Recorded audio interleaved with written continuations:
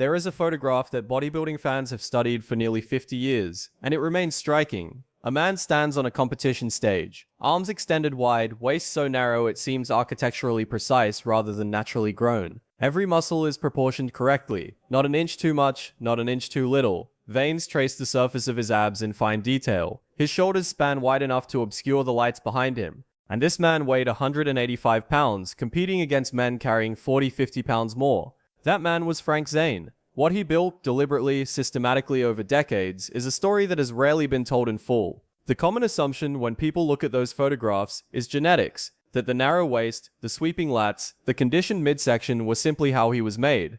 The reality is closer to the opposite. What produced that physique was a system, precise, thoroughly considered, and well ahead of its time. Coaches and sports scientists are still working through its implications today. The body in those photographs was not discovered. It was constructed, piece by piece, by a man who understood something the sport had not yet established. That building an exceptional physique had almost nothing to do with lifting the heaviest weight in the room. To understand what Zane did, it helps to understand the environment he was working in. Bodybuilding in the 1970s operated on a single criterion: mass. The heavier the athlete, the more muscle on the frame, the stronger the competitive position. Arnold Schwarzenegger had spent much of the previous decade demonstrating that size could dominate the sport. Judges and athletes alike had been conditioned to reward scale above all else. Competing at under 200 pounds in that context was not simply unconventional, it was widely dismissed. Zane approached the problem differently. He studied classical proportion, specifically the mathematical ratios embedded in ancient Greek sculpture, where artists had already worked out the geometry of an idealized human form. What he extracted was a set of relationships known as the Grecian ideal, a system in which each part of the body relates to every other part at a specific ratio. Shoulder circumference should be roughly 1.618 times the circumference of the waist. Flexed arms should match flexed calves. Chest width should correspond directly to wrist circumference. These ratios were not arbitrary. They reflect the proportions the human eye consistently reads as balanced, across eras and cultures. Zane used those measurements as his target and built toward them, deliberately. His waist was central to everything he built. At his peak competition weight of around 185 to 195 pounds, Zane carried a 29-inch waist, the second smallest in Mr. Olympia history, behind only Sergio Oliver. That measurement was not incidental. He protected it with deliberate, consistent discipline. While other bodybuilders loaded bars onto their backs and squatted heavy, Zane had arrived at a conclusion that sports science would later support. Heavy squats performed consistently over years, pushed the internal organs and obliques outward. The midsection expands not because of fat, but because the muscles surrounding it respond to sustained downward pressure. He documented this himself, describing a period when he experimented with heavier squats and gained almost nothing in his quads, while his midsection widened in ways that took considerable time to correct. He abandoned heavy squats entirely. In the final weeks before each of his 3 Mr. Olympia victories, he replaced them with heavy leg extensions on a Nautilus machine, continuing to develop the quads while preserving the waist. The result was the V-taper. That visual proportion, broad at the shoulders, tapering sharply to the hips, has become the most imitated silhouette in fitness. What most attempts to replicate it miss is that Zane understood it as a ratio. He was developing shoulders and lats wide enough that a 29-inch waist would read as even narrower by comparison. Each training decision contributed to that visual calculation. The training itself was far removed from what most people assume when looking at a physique of that refinement. Zane has stated plainly that people tend to assume his focus on aesthetics meant he relied on light weights and isolation work. He described the opposite. The foundation of his physique was built on compound movements, rows, deadlifts, presses, the standard barbell and dumbbell work that has always produced genuine muscle mass. The aesthetic distinction came from how he organized that work, how he approached each repetition, and the specific choices he made about what to exclude. His primary training structure during his competitive peak was a 3-day split organized around pull, legs, and push, cycling on a 3 days on, 1 day off rotation. That schedule produced roughly 6 training sessions in an 8-day period, sufficient volume to drive meaningful development without the cumulative joint stress a conventional 6-day schedule would generate. The first day targeted pulling muscles, back, biceps, and forearms. The second covered legs and calves. The third addressed pushing muscles, chest, shoulders, and triceps. A rest day followed, then the cycle repeated. Abdominals were trained at the end of every session, with Zane sometimes returning to the gym later for a dedicated abdominal session on its own. The structure was designed to give each muscle group enough training frequency to continue developing, while allowing adequate time for full recovery. Within that structure, he applied the pyramid method. Each exercise began at a moderate weight with higher repetitions, with weight added on successive sets as the rep count decreased. This approach covered multiple training zones within a single exercise: muscular endurance, hypertrophy, and near maximal effort without requiring the kind of absolute maximum exertion that tends to produce injury. He performed 3 to 4 sets per exercise, with rep ranges between 8 and 15. Not because he lacked the capacity to lift more, but because he had concluded that the relationship between the weight and the muscle, the quality of the contraction, the depth of the stretch, the precision of the movement carried more consequence than the load itself. He stretched between every set, not at the end of a session, not as part of a warm-up, between every individual set. After a set of bent rows, he would take the target muscle through a full stretch before beginning the next set. This was not common practice in the 1970s. Most of his contemporaries regarded it as unnecessary at best. Subsequent research into fascial tension, muscle fiber recruitment, and range of motion training has since supported what Zane applied in practice. The approach kept the muscle primed, maintained blood flow in the tissue, and by repeatedly driving the muscle through its full range, it produced the long, smooth muscle shape that defined his physique, rather than the dense, bunched appearance that tends to result from partial range lifting under heavy loads. He kept a log. Every training session since 1962. Every exercise, every set, every rep, every weight, the date, how he felt. Decades of data accumulated in notebooks, giving him an unrivaled ability to look back and understand precisely what had worked, what had stalled, and what had cost him. When a body part wasn't developing the way he wanted, he didn't guess his way to a solution. He went back through the record and traced it. That level of systematic self-observation was something no one else in the sport was doing at the time. It earned him the nickname the Chemist, a man who treated his own body as an experiment to be tracked, measured, and refined. The training, however, was only half of it. Zane approached the mind with the same discipline he applied to the body. Twice a day, every day, he meditated. He was drawn to Zen Buddhist practices, not as a personal interest, but as a performance tool. Before workouts, he spent time in visualization, mentally running through the session ahead, seeing muscles contract, feeling the movements before touching a single piece of iron. He called this machine meditation, a deliberate form of mental rehearsal intended to prime the nervous system for what was about to follow.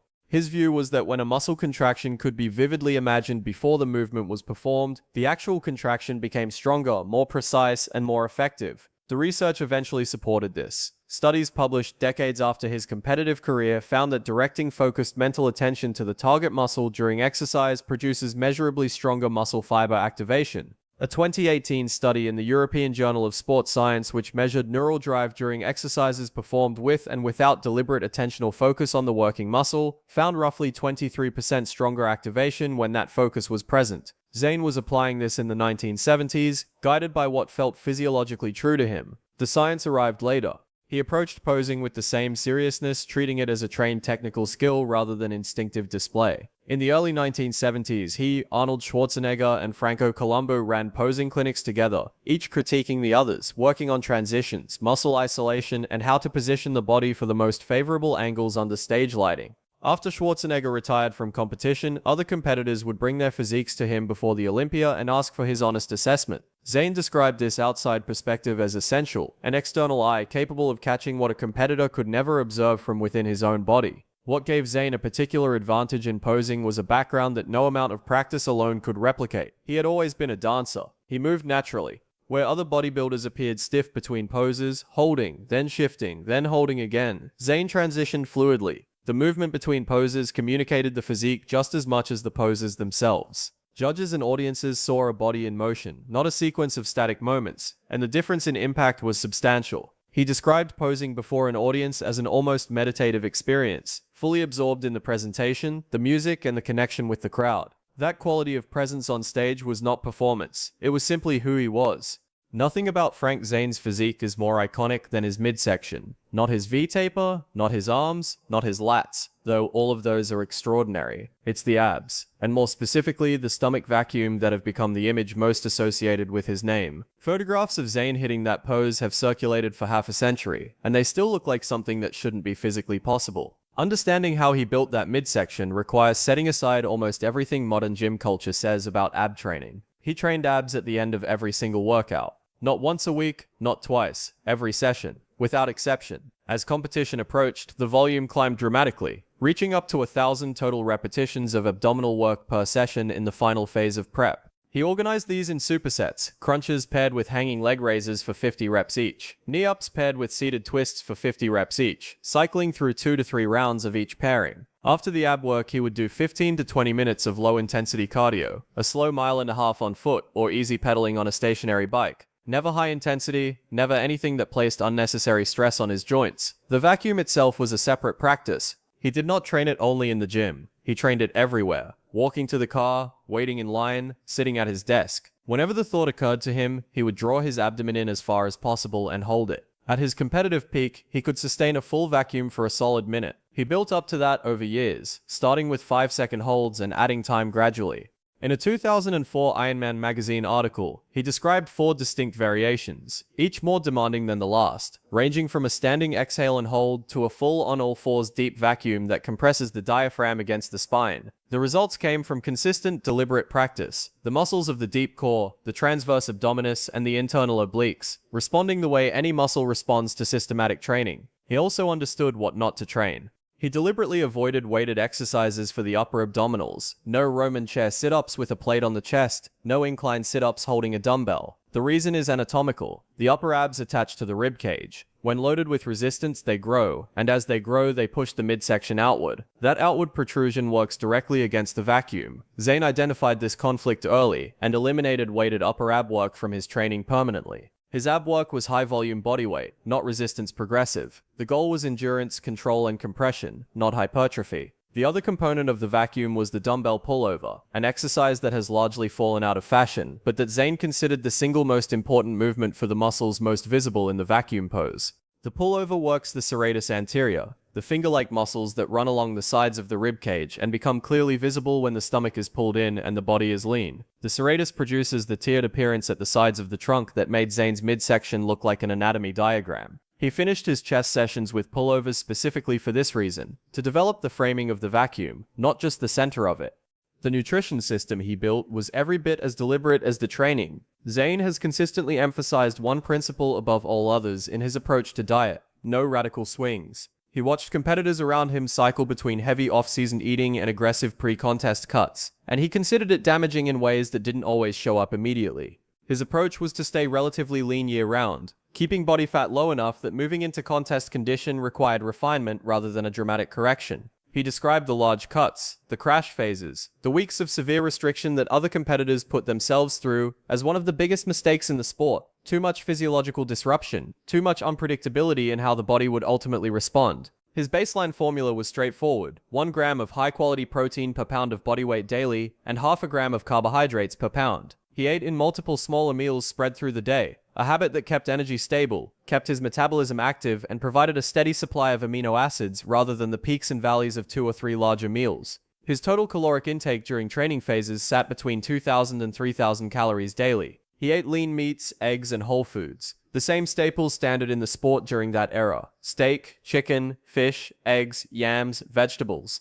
He was not experimenting with anything unusual. He was executing the basics with more precision than those around him. The pre-contest period was where the approach became more technical. Roughly a month out from competition, he began gradually tightening carbohydrate intake, using a 4-day cycling system, 3 days of low carbs, followed by 1 day of higher intake. This cycle prevented the physical and psychological crash that comes from straight carbohydrate restriction, flat muscles, mental fog, irritability, while still moving the body progressively toward the leanness required on stage. In the final week, he stripped carbs almost entirely for 5 days. Then on competition morning, he ate carbohydrates as soon as he woke up. The depleted muscles starved of glycogen for 5 days absorbed those carbohydrates rapidly and filled out. The technique is now called carb loading. Zane arrived at it in the 1970s through systematic self-experimentation. He was also unusually advanced in his approach to supplementation, enough so that the nickname the Chemist applied not only to his academic background. While most bodybuilders of his era relied primarily on food, Zane was tracking amino acid supplementation, using protein powders, and paying close attention to micronutrients in ways that were uncommon at the time. He understood that the diet was not only about building muscle, it was about managing recovery, managing inflammation, and managing the overall physiological load of training at elite volume. In 2016, the IFBB launched the Classic Physique division, a competitive category created to bring the sport back toward the aesthetic standards of the golden era. The organization set weight caps for each height class. At 5 feet 9 inches, Frank Zane's height, the weight cap sits at 190 to 192 pounds. That is almost exactly what Zane weighed when he won Mr. Olympia. The division was built around his proportions, his waist-to-shoulder ratio, his standard of what a competitive physique should look like. His name does not appear in the rulebook, but his measurements do. In 2015, Muscle and Fitness magazine ranked the greatest physiques in bodybuilding history and awarded the top distinction, Best Physique of All Time, to Zane. Not Arnold Schwarzenegger, not Ronnie Coleman with his 8 Olympia titles, not Dorian Yates, Zane, the 185-pound competitor who did not increase his size when the sport moved in that direction. At 83 years old, he still trains, he still coaches through the Zane Experience program and Zane Haven in Palm Springs, California, working one-on-one with athletes who want to learn what he spent decades developing, that the body functions as a system, not a collection of separate parts, that symmetry is not secondary to size, that the mind is a training instrument as real as any piece of equipment, that the difference between a physique that impresses people and one that stops them completely, the way people have been stopping at that photograph for 50 years, is precision.